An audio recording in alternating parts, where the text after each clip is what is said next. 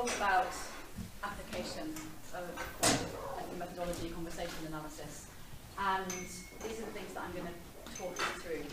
I'm going to start off just by thinking about the idea of nudge. So behavioural science, psychologists, economists looking at small tweaks to the environment, and maybe that can include the linguistic environment, that can produce measurable change in behaviour. And just start us thinking about how conversational analysis can maybe identify the basis for things like nudge, randomised controlled trials and those sorts of things. Then I'm going to talk about this methodology that I've developed for training practitioners of all kinds, conversational analytic role-play methods, recently contrasted by Mike Emerson to the epistemic engine, which I believe Mike was talking about yesterday.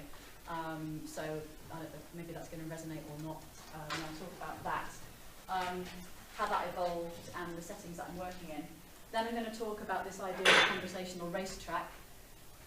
Today's talk, in a way, I talk mostly these days to people who aren't academics and definitely not conversation analysts. So, because I spend most of my time talking to practitioners of various kinds, I've felt like I needed a way of explaining what it is that actually we do when we're studying social interaction. So my talk is multi-facing in a way, in as much as some of the things that I'm going to talk about are how I talk to people who don't know about talk, and how I talk to people who don't know about conversation analysis, ethnomethodology, and so on. Then I want to just talk briefly towards the end about the problems of identifying things that you would ever put into communication training. Bearing in mind that much of what I'm doing is some kind of communication training, I started to think a lot about what counts as training and how do you identify things that people ought to be trained to do when it comes to communication, and particularly the problem of simulation and role play. And then finally, I'm going to put up a slide where I want to talk about integrity, and I don't know whether these are the issues that you want to raise later, but the integrity of doing this type of work, either your ones like integrity as an academic, epistemic integrity, the integrity of taking ethnomethodology and conversation analysis to the masses. So that's where I'm going to end. To start with then, this idea of nudges, and I only really started thinking about this recently when I read about this study. You might have heard of it. So you're in a hotel room, there's a sign in the bathroom telling you to reuse your towels for the sake of the environment. You've all seen those signs? Anyone taken note of them and reuse their towels for that reason? A few people, but most people don't. So what can you do to try and get people to reuse their towels if the environmental argument doesn't work? So a study conducted in the States found that if you have a sign that says instead 75% of people staying in this room and name your room, so last night I was in 403 at the Holiday Inn, reuse their towels, then the recycling rates go up massively. Now, there's all sorts of ways of starting to think about this and theorise it. And I'm less interested in the psychologists and economists and behavioural scientists that have a theory overlaying the observation that that happens. That there's something about the moral framing maybe of the people like you in this room recycle over and above a sort of more generalised environmental argument makes the difference to whether or not people are going to recycle. And this just made me think about conversation analysis and how it is in the last few years that I've been looking at, for example, what types of explanations of a service are more likely to get someone to become a client of the service. And starting to see that there are these different ways of explaining a service or offering an instruction or asking a question that are going to lead to a different outcome. And in that sense, we're not that far away from some of these behavioural science, insight, intervention type stuff and nudge theory. So I'm going to show you another one. This is, I'm just going to show you a little clip. This is a study from, it's on the site with a website called Behavioural Science Guide. You can go and look at them. It's an American study again. And here you've got kids, in the full clip, you have the explanation of the two kids. One of them is a confederate of the experimenters and one of them is the subject. And the kids are going to see Father Christmas, and Father Christmas is going to talk to them about what things they want to get for Christmas. So this is very standard kind of thing. Kids go and visit Father Christmas and this is what they get. Well, are you excited for Christmas? You know, Christmas is a really fun, exciting time, isn't it? Because you get lots of gifts and a lot of presents. What do you want to get the most? Now, Listen as the kids respond in the age-old pattern. They've been training since infancy for this exchange, and they're well prepared with their responses.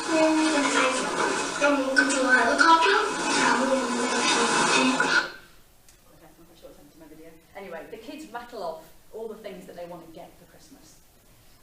Then what happens is that there's an experimental condition. In the experimental condition, the kid comes with the Confederate again, and Father Christmas says to them, what do you want to give for Christmas? What are you excited to be giving for Christmas?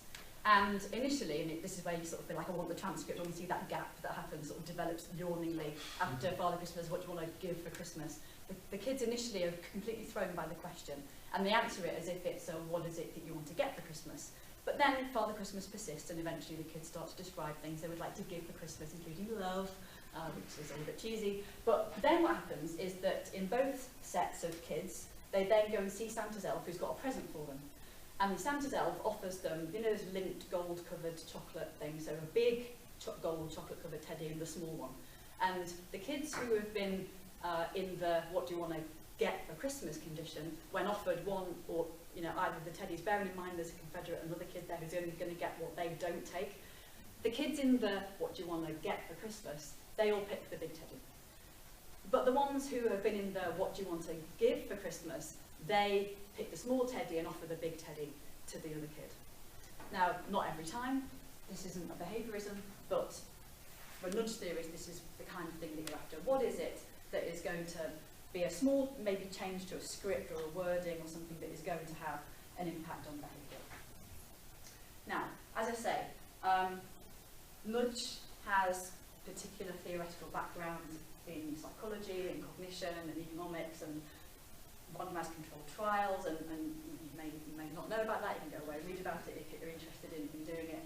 And the nudge team in the UK, for example, the Behavioural Insights team, has looked at all sorts of things like how to get people to give a day's salary to charity, how to encourage people to join the organ donor register, how to increase the installation of loft insulation, and a whole bunch of other things.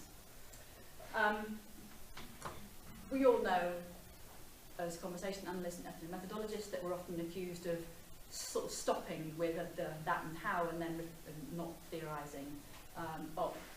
So instead, this is the way that we approach the world, to quote Lynch, and this is a familiar quote to you, I'm sure. So I'm not interested so much in all of the theoretical stuff that is around nudge theory, but I am interested in the that and how in the ethnomethodological way.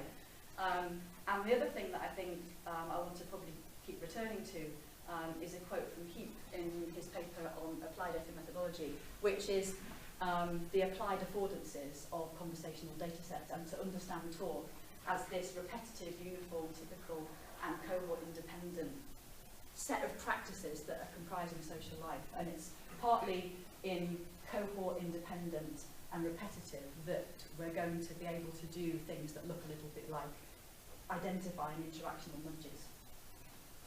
So I'll come back to particularly cohort-independent at least a little bit later on. So, to some conversation analysis then, I'm going to play you some data from research conducted by Heritage, Robinson and colleagues. You may know this, it's become a slightly notorious study in the literature looking at the difference one word can make to the outcome in a GP consultation.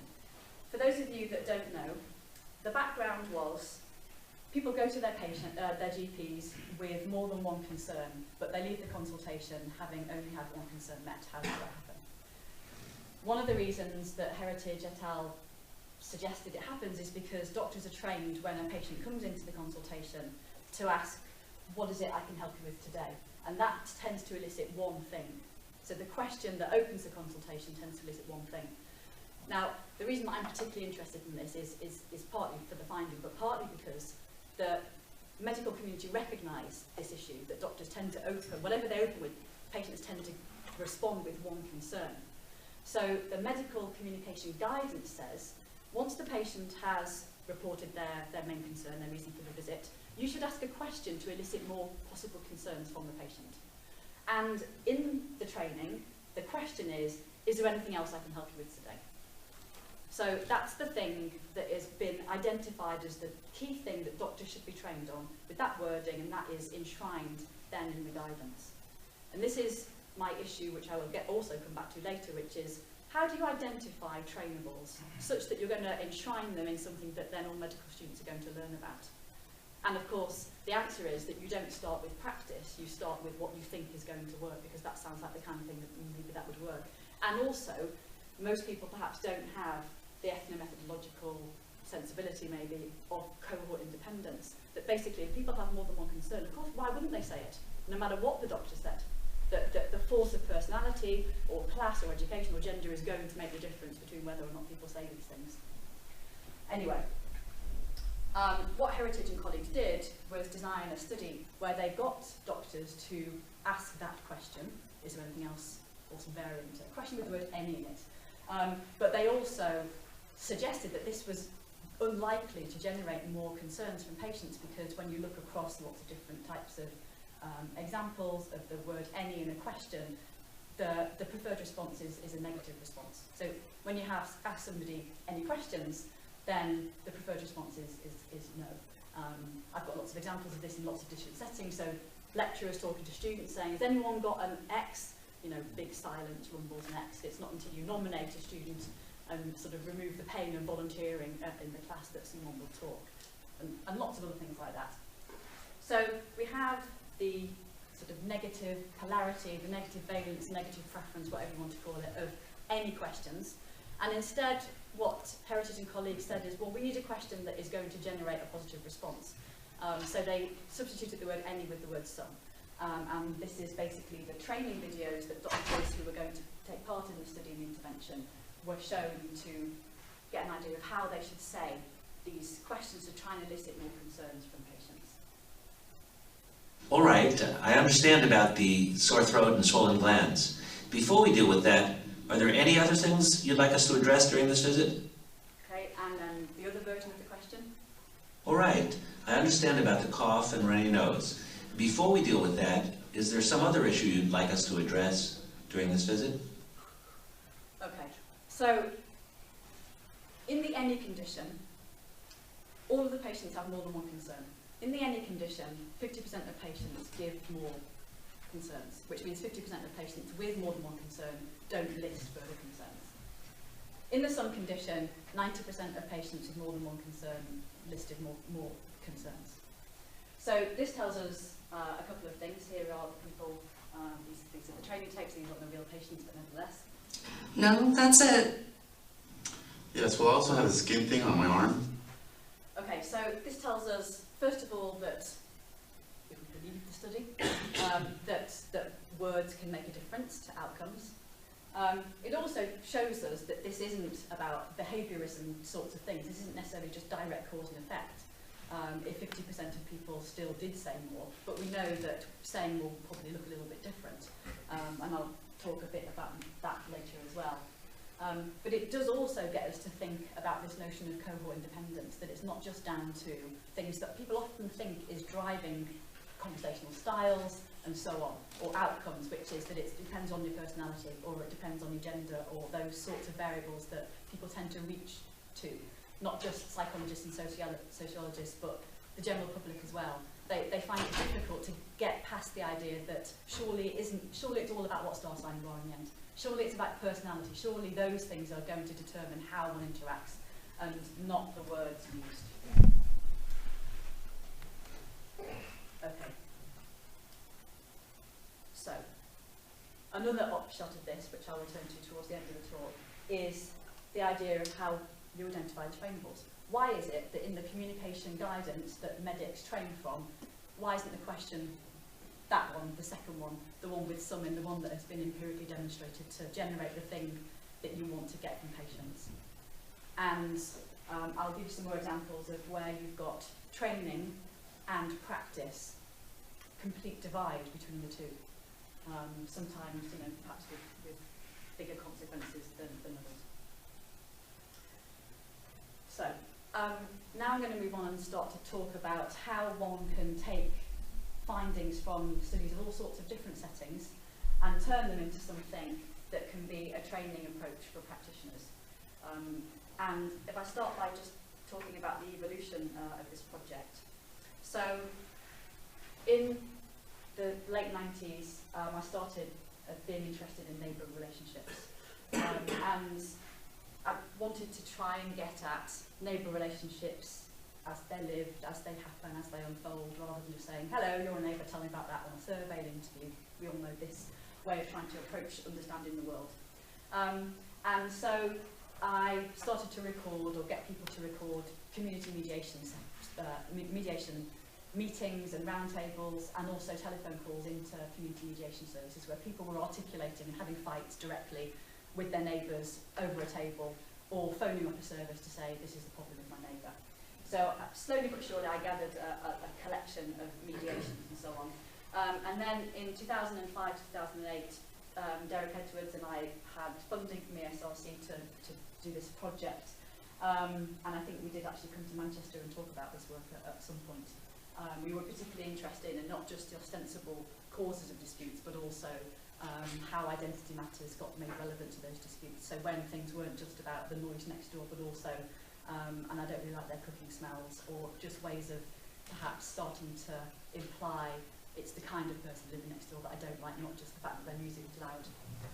And it's maybe partly testament to the fact that Derek is completely anti-application, anti-intervention, that I was the one at the end of the project who decided I was going to go back to the mediation services and talk about findings in these early iterations, that I ended up doing much more of the work that I'm now doing. Derek had a, I don't know what type of view you would characterise this as, but I'm sure he wouldn't mind me saying that as far as he's concerned, knowledge for knowledge's sake, I don't need to go and apply that anywhere. And these kinds of debates between pure and applied research are familiar to us all increasingly. So I set about the task of going back and talking to various different community groups and mediation services about what I was finding generally. And slowly but surely this evolved into not just an interest in, okay, well, what are the causes of disputes, what seems to escalate them, and so on, but getting more and more interested in particularly the initial inquiries to mediation services. So people are phoning up a community mediation service when they've got a neighbour dispute. It's a free service, but something like 2/3 of them are saying no to mediate when it's offered. So what is it in those calls that mediators are doing or not doing that seems to be resulting in a conversion or not? So then I got some follow-on funding from the SRC to develop and to develop workshops basically, and go and talk to mediators, and also the police, because some of the data that we collected was police interviews of suspects who've been arrested for neighbour-type crimes. So we have these different settings. And that then just grew and grew and grew. Once I'd finished the official project, trying to sort of apply my wares and say to mediation services, would you like to find out something about this project? Would you like to know about its outcomes? Eventually people started coming to me to say we would like to run workshops. So then I got more funding from the Higher Education Innovation Fund to further develop the method. And eventually this has led to income generation and commercial funding for projects. Some quick and dirty projects lasting a week of sort of consultancy, go in, look at a recording, go out, some longer projects, so on.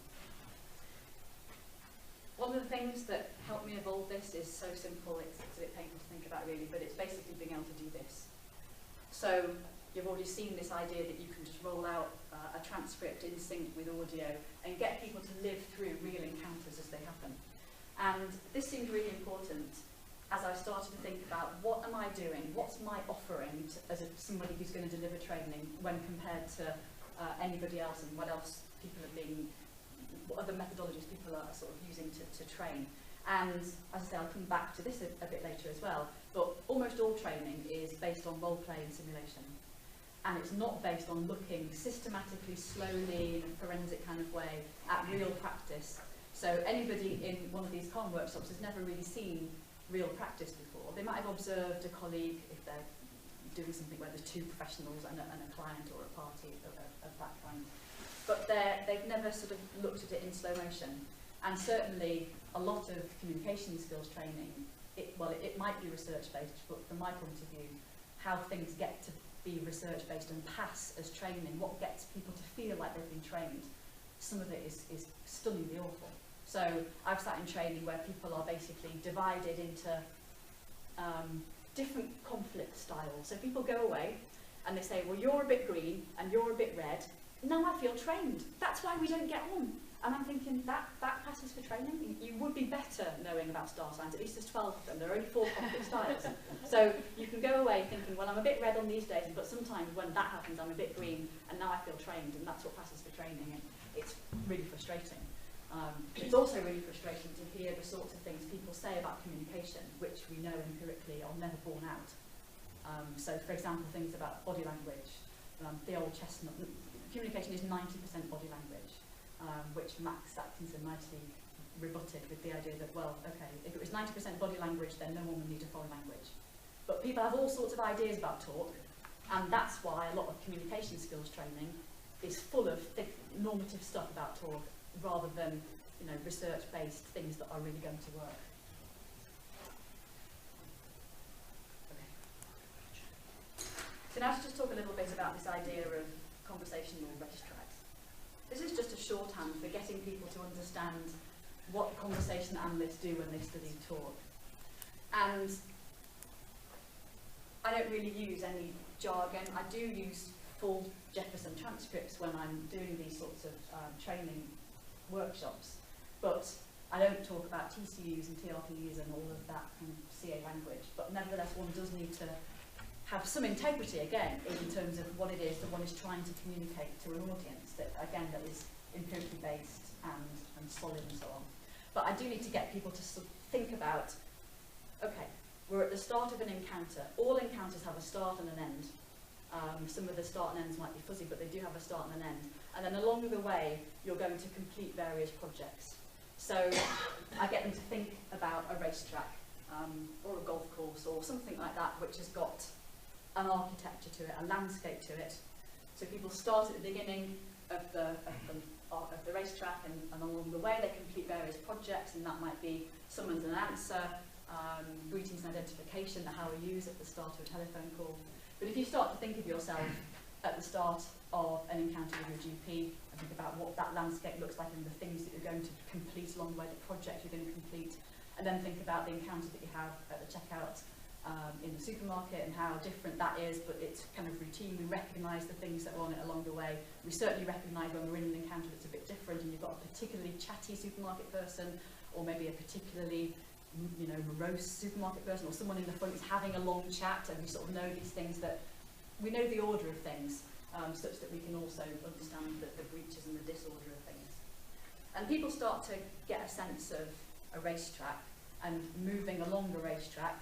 Sometimes you can see an encounter where people are bumping along the rumble strips of the racetrack, not really sort of moving around it smoothly together. Sometimes people are moving around it smoothly together.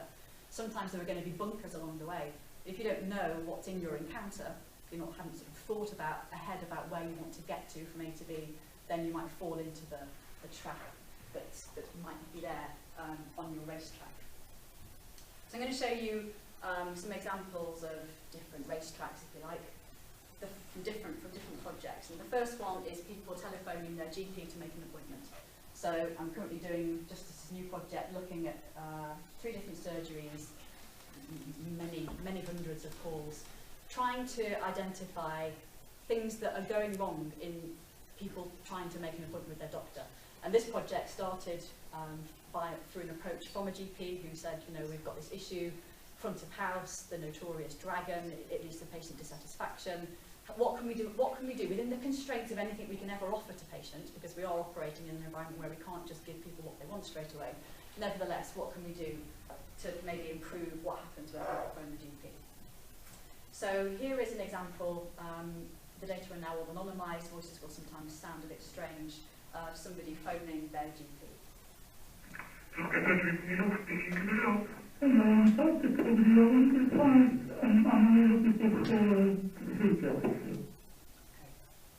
you all get that? Hello, I'm sorry to trouble you. I wonder if am I eligible for a flu jab? So very standard kind of inquiry.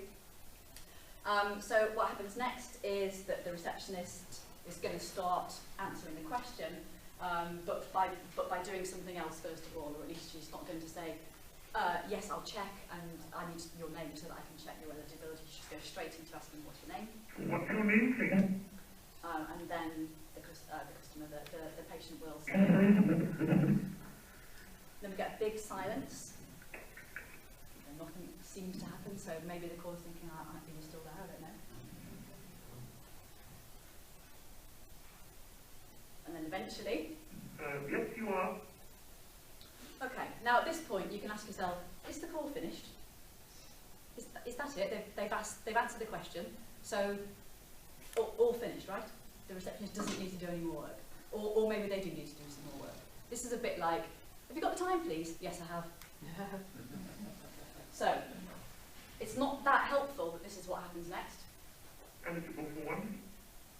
This is where, you know, one wants to start talking about increments and those kinds of things, but you can see that really, and especially if we just have an ordinary transcript, then we can see that the receptionist has just said, yes, you are eligible for one, and that's it. They haven't progressed what might be the request here.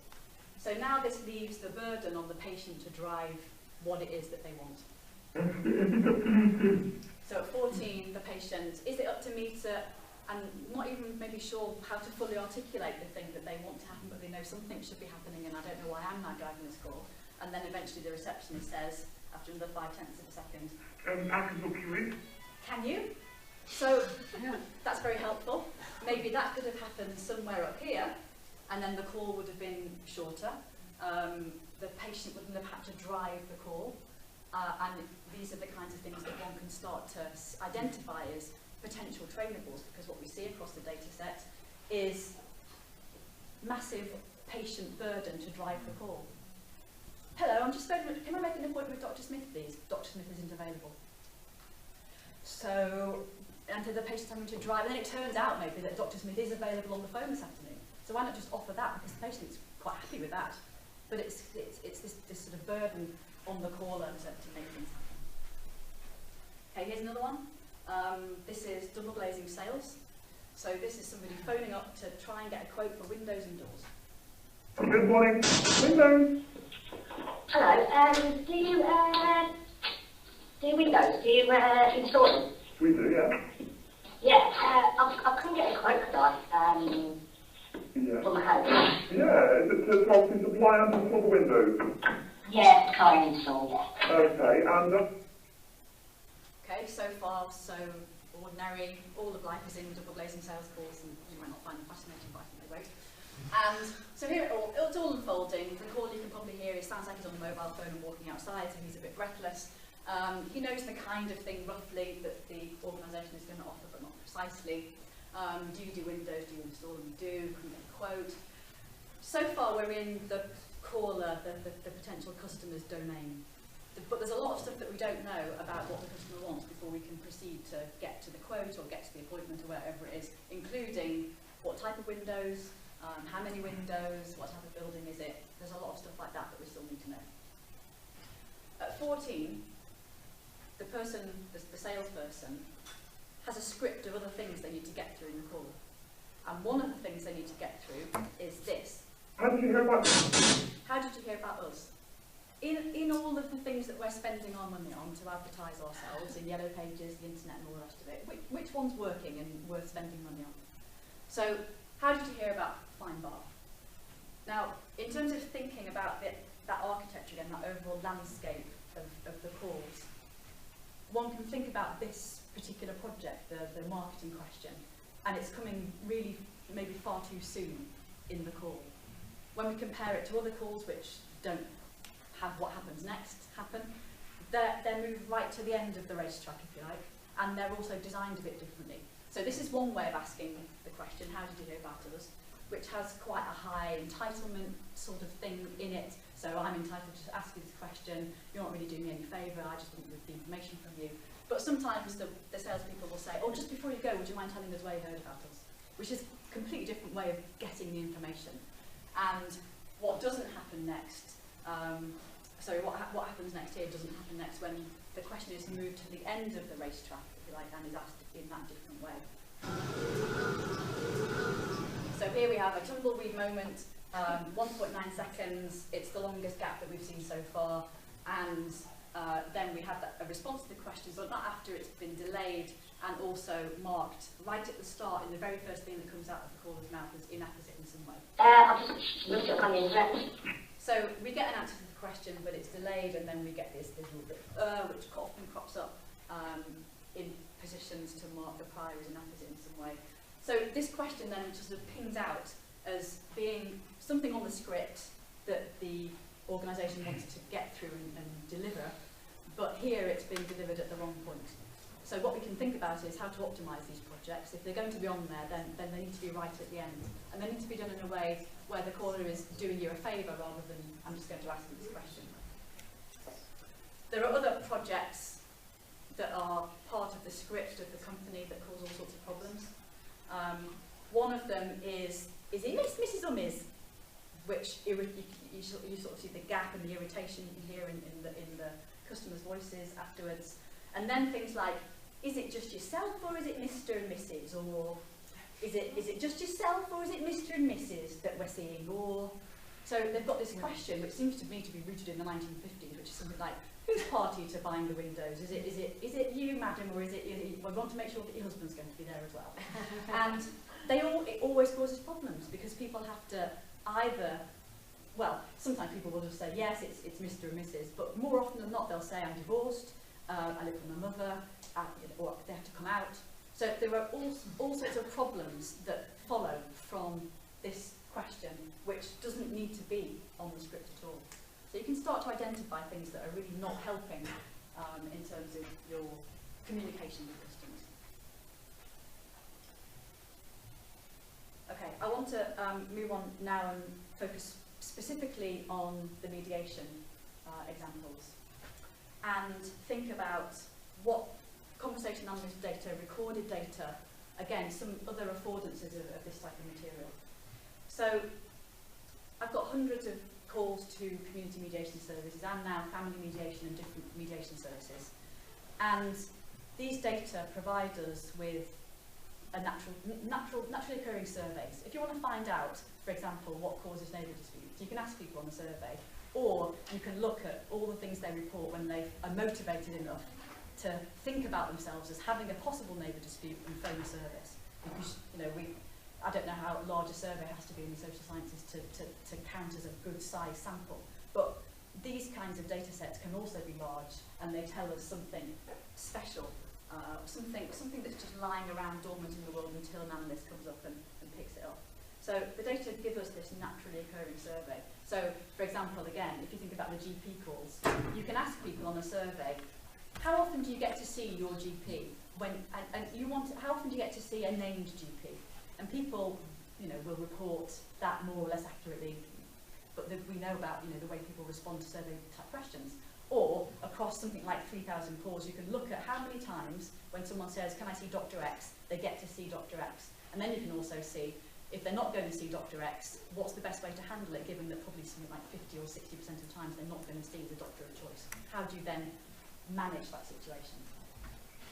But this time I'm going to show you a mediator explaining the mediation service to a prospective client. And you're going to be in a similar kind of position to this caller, because when somebody phones up a community mediation service, typically people don't really want mediation. They don't know what it is. So when people are in a dispute with their partner, a work colleague, a neighbour, what they want is a lawyer, the police, the council, environmental health. They want one of those services, and all of those services have in common the ability to constrain the behaviour of the other party. And they're also not going to be impartial, they're going to be on your side in some kind of way.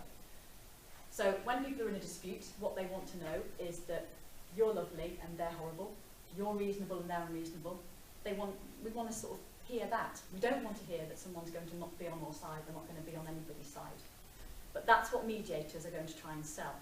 So when I look at the start of all of these calls, they all start with something like, hello, I've just been given this number and I just want to talk about, like, we've got really terrible neighbours. So they start with, somebody else has told me to phone you. Hello, I've just been given your number by the police, they just put me on to you. You do mediation or something? So it's revealed within the very sort of opening of the conversation that people don't know what mediation is, and they didn't see it as the go-to service when they had a problem. So that means that mediation services are on the back foot. It's like the last kid of the, to be picked for the team. No one really wants them. And of course, if they don't convert people at the end of these calls to being their client, then they're not going to be able to justify their funding if they're a community service. They're not going to get clients if they're a business. Unlike double glazing sales and GPs, one of the projects on the overall racetrack of mediation inquiries is you've got to explain what it is you do. So when you phone your GP, you don't get at some point the reception saying, okay, let me tell you about GP services and what it is that we can offer. We do this and we do that, and explain the philosophy behind it. You don't get that. But you do get that in mediation calls because people don't know what it is. So here is a mediator explaining mediation, not quite in this voice, I've transformed the voice slightly, to a prospective client. What we do as a mediation service, we help people sort out their own differences. So we wouldn't take sides, we wouldn't try and decide who's right or wrong, but would try to help you both sort out the differences between you. These data also provide for a naturally occurring experiment of some kind. Because if this sounds like the kind of thing that is attractive to the person who is on the receiving end of that explanation, then we would expect that interest to reveal itself in the next line at line 7. We might expect something like, oh, thank God, that's just what I want, sign me up. Or maybe at the very least we might want something to show I've heard that and at least I want to hear more. But there comes another tumbleweed. Even longer than the last one. So this is 2.5 seconds. Maybe even need to be a conversation analyst to know that this is a really long silence. It's highly unlikely that the caller is going to come back with a yes, I'd like to mediate. And this is what happens next. Well, we quite coming to talking to cooperate. This is the most common way out of offers of mediation or explanations of mediation. Callers will take every opportunity to negatively characterise the other party. And that is entirely logical if you understand what people's reasoning is, what they want when they're in a dispute, which is, I'm lovely, they're horrible, I'm reasonable, they're unreasonable. So callers will take every opportunity to negatively characterise the other party. And one place where they do it routinely is after an explanation of mediation, particularly after this type of explanation of mediation. So the outcome of that explanation of mediation, the impact of it, is endogenous to the interaction. It's right there in the next turn. We can see whether or not this person is going to mediate by looking at what happens next. What I found was that explanations like this that included, we don't take sides, to somebody who was phoned up right at the top and said, I'm lovely and they're horrible. They want someone to be on their side. So to be told explicitly as a sales pitch, this is our ideology. We don't take sides, we don't try and decide who's right or wrong. We get you to sort out your own differences. It's not a sales pitch. It doesn't work to get people to say yes to mediate. So we can start to then collect bunches of explanations of mediation, because they always happen, and start to identify parts of the pitch, parts of the script that don't work, and not taking sides and not saying, we're not going to say who's right or wrong. These are instant turn-offs to prospective clients. So here's some more stuff that's a turn-off to clients. And it's a voluntary process, so that if your neighbours were unwilling to be involved in mediation, then there's nothing more we could do. Okay, so here's a mediator who really doesn't understand what it is that the callers want, and also the most likely way they're going to turn him down when he offers mediation. So it's a voluntary process. Voluntary crops up in almost all explanations of mediation. But here the problem with it being voluntary is cashed out by the mediator in what he says next, which is, if your neighbours were unwilling to be involved, then there's nothing more we can do. Now, even knowing what you've seen so far, what is likely to happen next? What's likely to happen next, given that callers will take every opportunity to negatively characterise the other party, is for them to jump on that and say, my neighbour is the kind of person who will be unwilling, and that's basically where we end up. I've seen her out in the fishwife bitch shouting at all the other residents in the street, so that's not going to work. It doesn't sound very promising. So they're completely aligned with each other on the unlikeliness of mediation to work, but obviously it's not helping the mediator get a client. Here's some more examples. Mediation is a slightly sort of different process. It's a voluntary process. It's not for everybody. But it's to be honest, it doesn't sound like it's for me because I know it's going to be all on his time. Okay, so here the caller isn't really waiting for what it's not for everybody, but it might be something for you, and she's just straight in there saying it doesn't sound like it's for me, it's going to be a waste of time. Now, so mediation is a voluntary process, it's voluntary. True, these are things that are true about mediation, but they're not the sales pitch. And similarly, it's not for everybody. Immediately people are going to start to think, well, who isn't it for then? It might be true again, but it's not the sales pitch. Here comes another example, this time just watch where the caller is or isn't in this call. Mediation's voluntary, so that first appointment is all about, you know, us giving you enough information to see whether it's going to work for you. And as I say, it's absolutely voluntary, so, you know, for each of you, if you decide not to proceed, that's fine. Okay, so here we're not really getting anything from the caller to even say I'm listening, carry on, or I'm sort of vaguely on board with what it is that you're doing. So explanations with the word voluntary, and especially here that we can see the mediators maybe thinking, well, you didn't catch it the first time, so I'll upgrade it. In case you missed the fact that it's voluntary, I'll say it's absolutely voluntary. Maybe that will really nail it, but it doesn't. So voluntary doesn't work. And what's quite painful for mediators to see when they see this is that they're really wedded to voluntary. They think it's one of their raison d'etre, that and impartiality, not taking sides. So they find it quite hard to see that that is not enticing clients into the process, and that they might have to give up saying some of the things that they hold most dear if they actually want to get clients, and then do the mediation work that they are committed to doing. So overall, what I found was that explanations where the ideology of mediation was contained in the explanation put people off.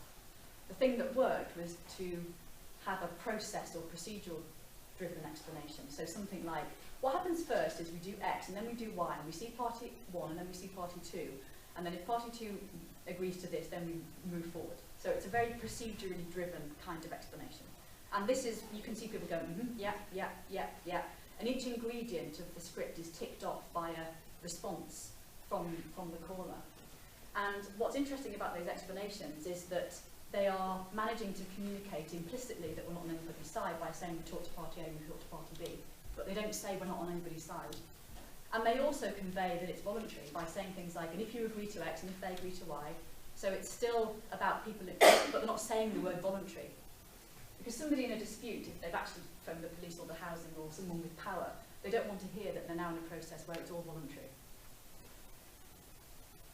What you can then do, once you've identified features that work and don't work, you can then start to think about, okay, let's go and look at your explanations of your service online. Because all services are going to explain their service online. And how do you know whether your explanation of your service is working or not? So this explanation of mediation, so how does the mediator come up with this so that they're going to have this on the website? And how do they get feedback on it? Do they say, right, could you just have a look at this explanation with me and tell me if you think it's okay? Like a focus group. Or they could run it past other mediators who will maybe give them some constructive help as a friend, but basically be there already knowing the process and having that cognitive heuristic type thing where they're not really reading because they know what's there.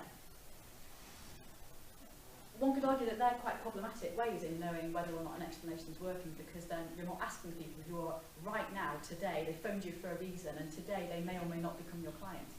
So one way to find out whether or not your explanation of a service is working is to have a look at it being offered live to someone who's going to say yes or no at the end of the call. So here, mediation can work well if both parties engage in the process with the right ethos and they're committed to wanting to resolve the issue.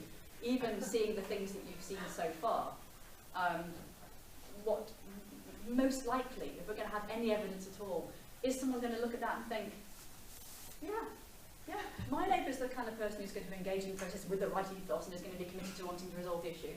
Or are they going to think, well, I don't really think she'd cooperate? You know, what's going to be the sort of internal thought process when seeing an explanation like that, which has got conditions in it? It can work well if this condition is met and that condition is met. So on the basis of doing this research, I then was invited to consult at the Ministry of Justice to change their existing promotional video for family mediation, which looks more like a wedding invitation to me than a service of divorce. But it had all sorts of things in it that were highly problematic. I mean, not all of it is tied to my research, so some of it, I guess, is best guess as someone who's spent a long time looking at language. But things like mediators don't take sides. Things like it's up to you to make things work, so what is it that the mediator's doing? Things like a whole series of questions. Can mediators give me a divorce? No, blah, blah, blah, blah, blah. Can mediators do X? No, blah, blah, blah, blah. Is an agreement made in mediation legally binding? No, blah, blah, blah, blah. No. Is that So everything that I think I want, you can't provide. And this is the structure of the original presentation. So we changed the script and changed the whole aesthetic of it as well to get rid of the birds and the wise owl. And that's up there on the MOJ website now. We didn't get everything we wanted because lots of parties have to be consulted. We weren't allowed to say mediation is cheaper than going to court because no one could find any evidence that that was true, including consulting mediators, which makes one, well, question the mediation industry a little bit. But anyway, you can start to see how you can not just study what works in Encounter, but then maybe start to translate this in other settings as well. Okay. A couple more things on these different sorts of racetracks, and also to think a bit more about the whole methodology when you're engaging people in a room like this to try and get them to think about practice and also come up with practices that may or may not work. So I'm going to show you again some examples from the mediation calls. And in the first extract, the mediator has explained what mediation is and is now going to say, does it sound like it might be helpful to you? So we're now, it's crunch time. Are you going to be our client today, yes or no? Here comes the question. Does that sound like it might be helpful to you? Now, if it sounds like it might be helpful to you, we would expect that to reveal itself at line 2. We'd expect to see something like, yes, that sounds just what I need. Thank God, super mediator is here. But in fact, what happens is 7/10 of a second of silence, which isn't much, but again, we know it's enough to suggest that there's going to be a just-preferred response coming, and in fact what we get is a rather classic just-preferred response with an appreciation and an account. The account is starting to head into the territory of this girl and the character of the other party.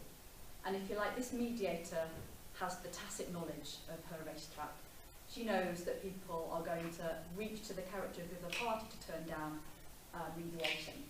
But what the caller's initially going to say is, it might be, but I'm not really sure about talking to this girl at all. It might be, but I'm not too sure at this stage about, how long seeing this girl at all. So in a training, what I would get people to do with this and all sorts of other examples is to say, right, it's your line 5, what are you going to do?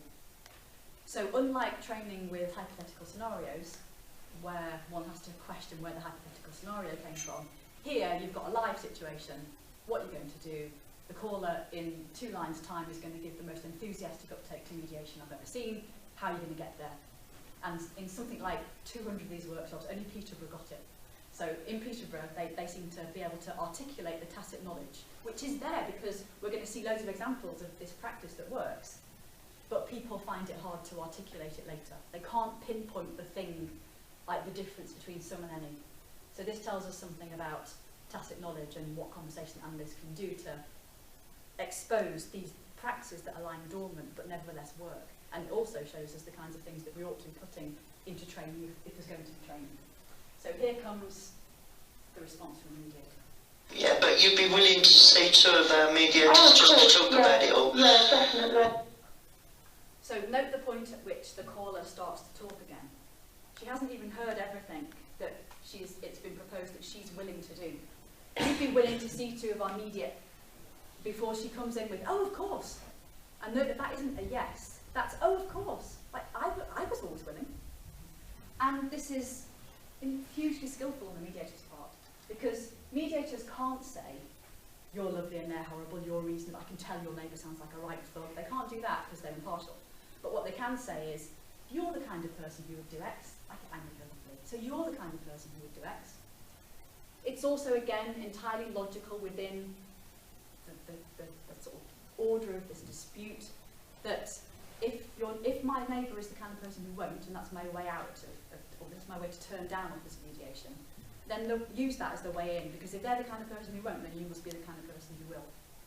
So that's what we get. So we get not just yes, yes, definitely, and then an appointment is made, but this oh, of course, which shows us, if in a way the mediator was right, like, oh yeah, I was always willing.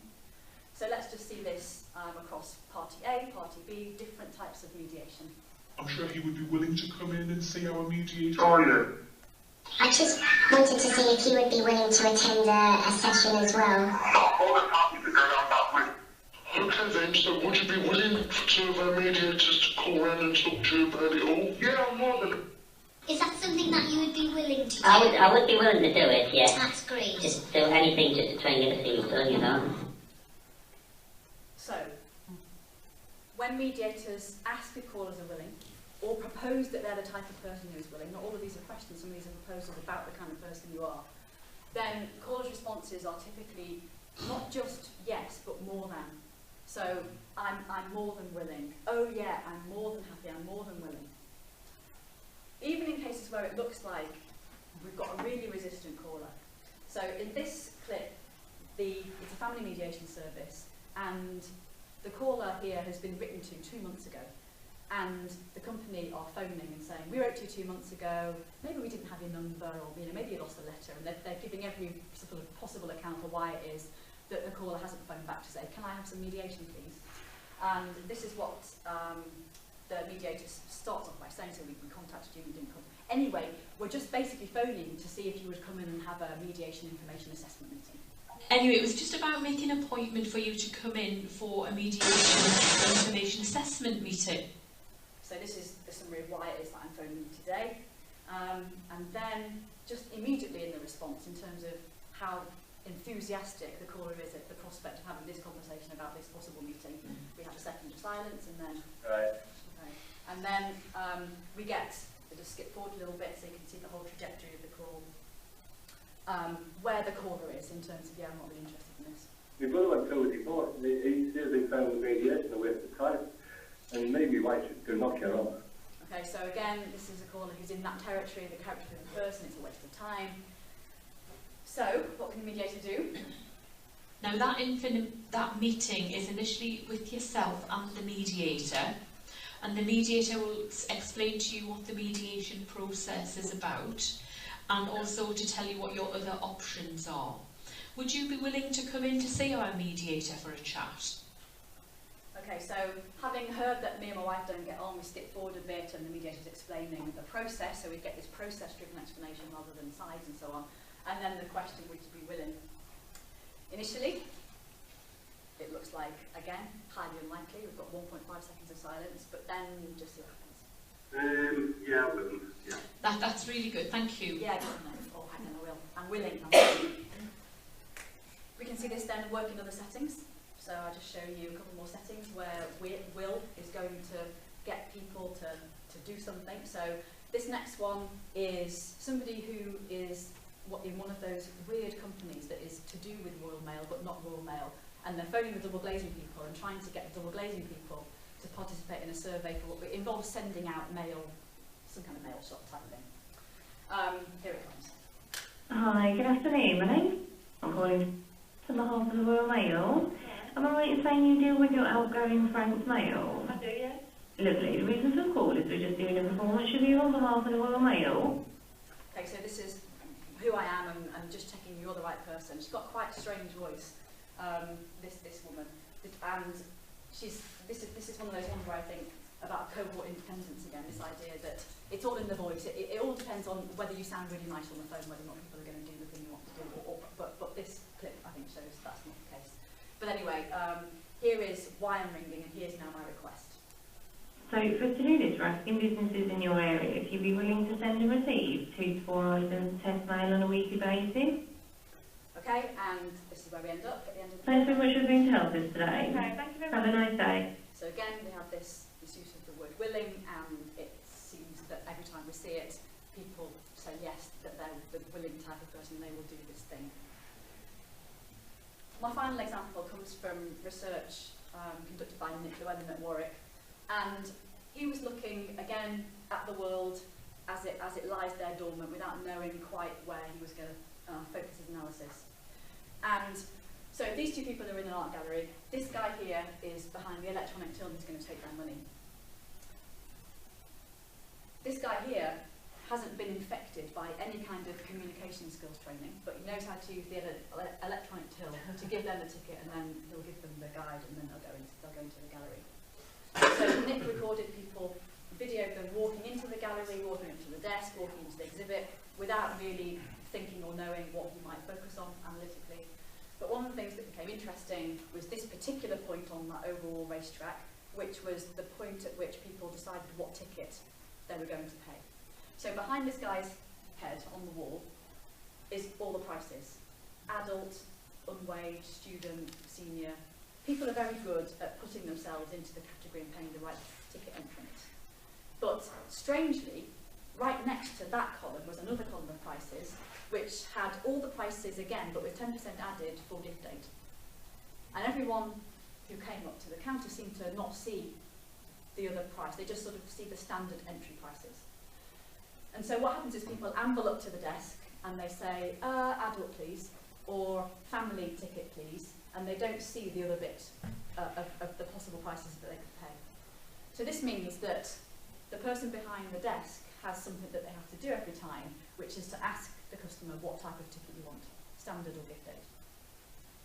So this couple here have, I think they must have a voucher and they're paying for one ticket. So here's one way of completing that project about checking what type of ticket you want. On the ticket you're paying for, would you like to gift aid that today? Here's another way of doing it. You'd like to gift aid that today, I'll just pay the standard. Who's going to pay gift aid? The first. The first? This one? You all agreed? Or that one? Okay, well, I'll show you. Neither. Yes. Okay. The finding was that when asked a yes-no question, a yes-no interrogative, people said yes to gift aid. And of course, would is the past tense of will. And in a way, it's another one of those moral sorts of things.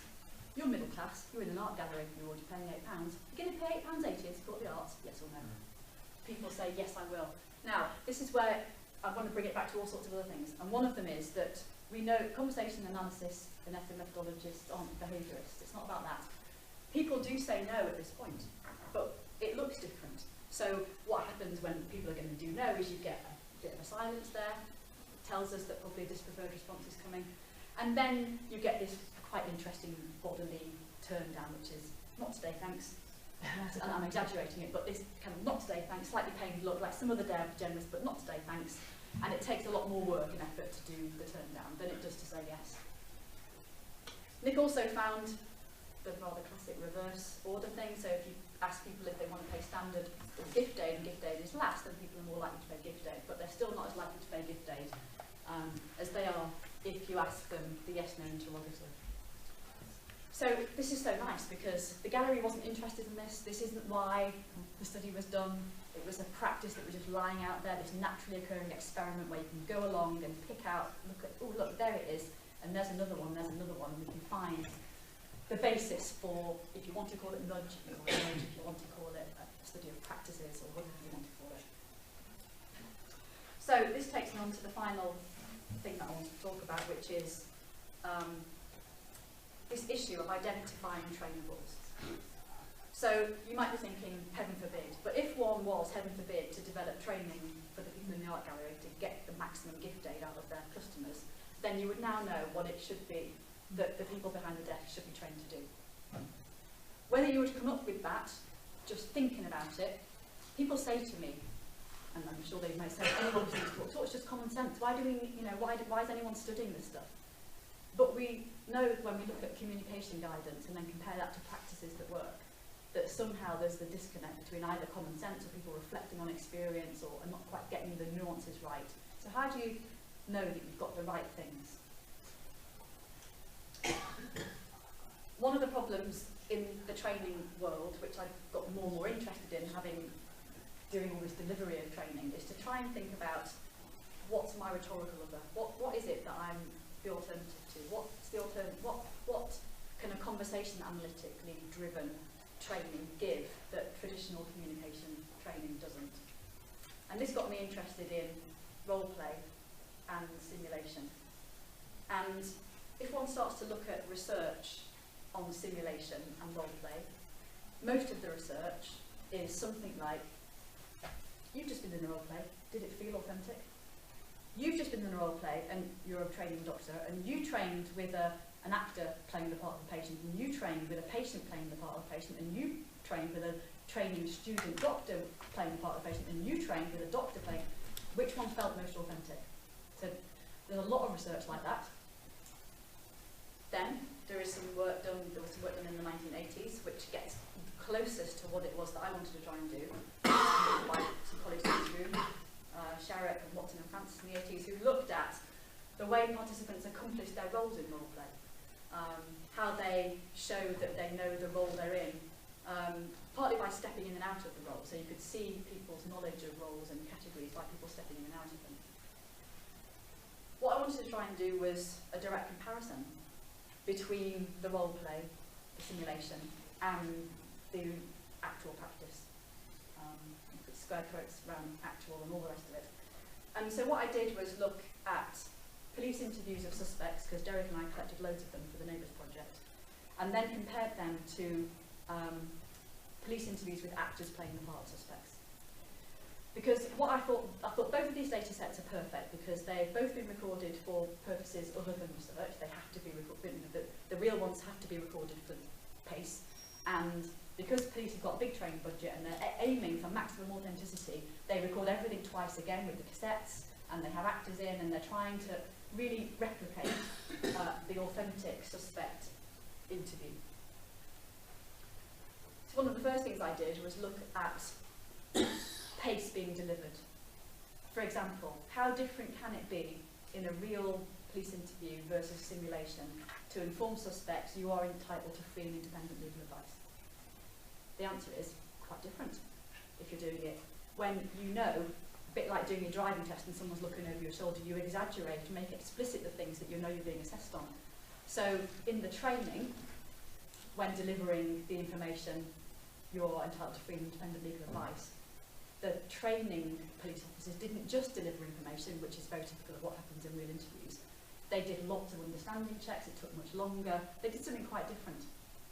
So there were all sorts of differences, even in the scripted part of the interview and how that sort of translates itself into spoken interaction in the real interviews and the simulations. I'm just going to show you one thing. So this is the guidance for, once you've gone through all of the legal preamble, the police officers have to elicit an account from suspects.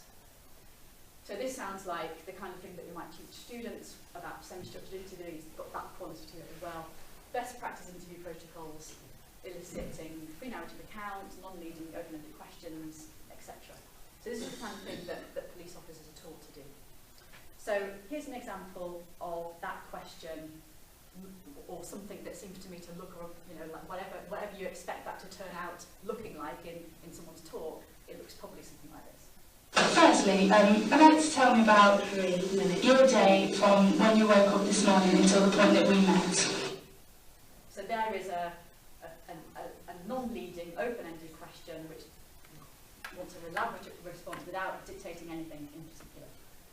Here's the response, and then go into the toilet, have breakfast, go to Tesco, go jump off. Okay, well, it's not necessarily very elaborate, and certainly the police officer is going to have to redo the question to try and get more from the suspect. Okay, would you care to expand on that and give me some more detail? detail to describe your day. I apologise for what happens next.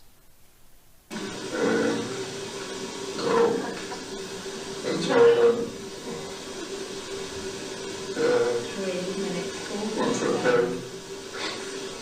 Went downstairs. Put a test in the tester. It keeps on trucking for some time. This is an actor playing the part of a suspect. This is not the kind of thing one sees in real interviews. Here, the actor playing the part of a suspect does all sorts of things to subvert the process, to test out the police officer, because they can. Because their stake in this encounter isn't the same stake that a real suspect would have. Police interviews, for anyone who's to do them, you know, they're not like the telly, they're quite mundane. Police officers are there to see, have we got a case for the CPS? Big dramas typically don't happen. But here is the kind of thing that one sees in simulation.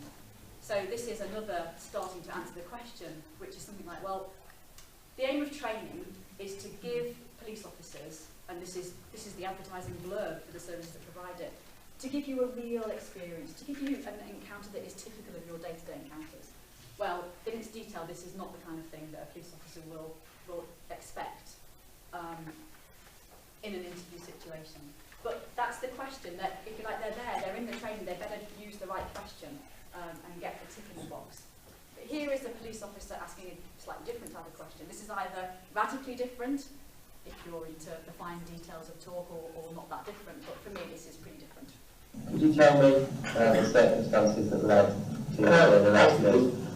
Well, had a little ding dong falling out, and he took me out, and I just flipped, and then I just hit his door in the golf club, basically.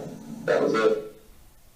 So these types of questions, when you look across the real encounters, are the ones that generate this type of account, maybe a little bit longer sometimes, where basically you've got the verb arrest in rather than met, and circumstances, something that sounds a little bit more legal, something maybe more fitted to the setting. Can you tell me about, could you tell me about, and then the suspect comes with the kind of account that the police officers seem to want when it comes to generating accounts. So again, this is the kind of thing that if you're going to train officers and to get the right sorts of accounts that police officers are trying to get in these interviews, then it's not that one that works, it's this one.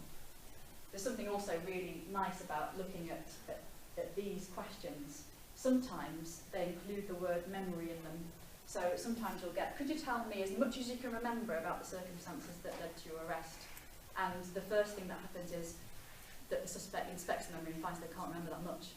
But suspects typically do not inspect their memories as a first port of call if the word memory isn't in the question. So if police officers ask a question with the word memory in it, then the suspect will come back and start to inspect the memory as part of the response.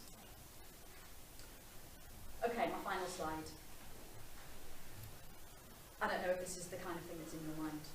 It's the kind of thing that is sometimes in my mind when I'm doing this applied work.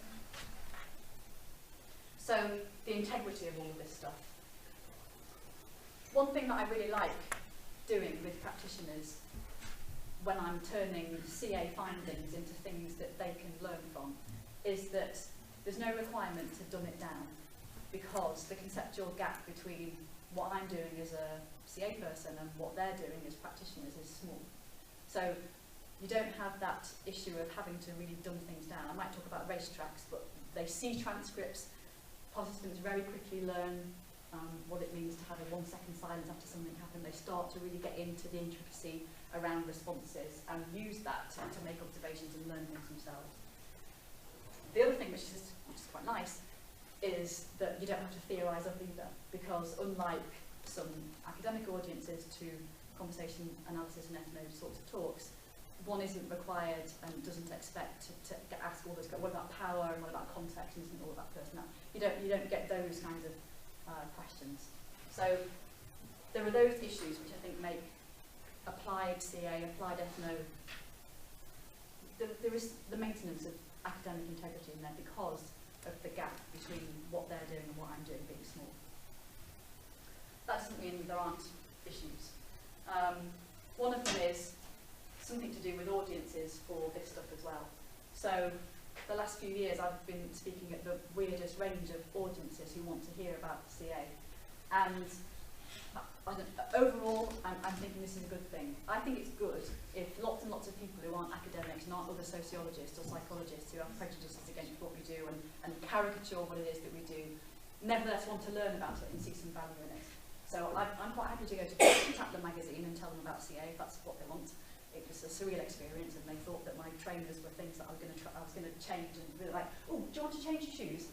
Trainers. But anyway, that was interesting. But the more you talk to wider ranging audiences, the more affordances of the research, and the further it leads into other possibilities and options. So that's another thing that I just wanted to think about. What about the integrity of the interventions themselves? On whose side are we intervening? So what companies and organisations am I prepared to study? What practices that might be lying dormant for now am I prepared to identify and show how to upsell at the till, how to get people to buy a belt with their jeans? Am I prepared to do that? I don't know. But that's a question that one maybe asks oneself. So the integrity of doing an intervention, and then the choice of places that you decide to work. The integrity of impact measurements, or at least the whole issue of measuring things. So people often ask me about, say, the mediation stuff. Yeah, but so how many people afterwards actually went to mediation? So they're not interested in the fact that I find really important that in those calls, those initial inquiry calls, the outcome is endogenous. CA provides for endogenous impact measurements because you can see in the call, for example, whether or not people liked that explanation or didn't and said yes or not. And one could take it to another step and then find out did they actually turn up to mediation, and then you can keep adding on things that you're going to measure. But and I'm doing that in other studies. Studies where you want the funding, so you design something that's got a pre and a post intervention questionnaire. It's got a pre and a post measure of some kind. But I think what's more important is to try and explain the notion of endogenous impact and the things that are integral to the interaction, and get people to stop thinking about impact as only something that you measure afterwards on a questionnaire. The other thing that I think is really important, and this is relevant to thinking about talking to lots of different audiences, is to upend communication training. As I've mentioned before, so much of things that pass as communication training are so weak. They're so not grounded in any type of real interaction that we would know about. So even things like, yeah, but men and women talk differently. My PhD was all about how you can't really show that in the end. These things fall over when you look at them, as CA and ethnos look at them. What's the integrity of having a brand? So Con has become a brand. It's something that people know about. It's got logos, it's got a website. It's grown into this thing I never anticipated it would have. I don't know whether that's a good thing or a bad thing in the end. I don't know if people just think, ugh, that's hideous. But certainly where it has all led to is different routes for research funding. So in an academic environment in which research council funding is, the boundaries are smaller and smaller and smaller, and it's harder and harder and harder. You can go and get funding from all sorts of different organisations who are prepared to, having seen the value of this type of work, prepared to pay you to do small, big, large studies and work with them. Okay, so I'll end there. Thank you.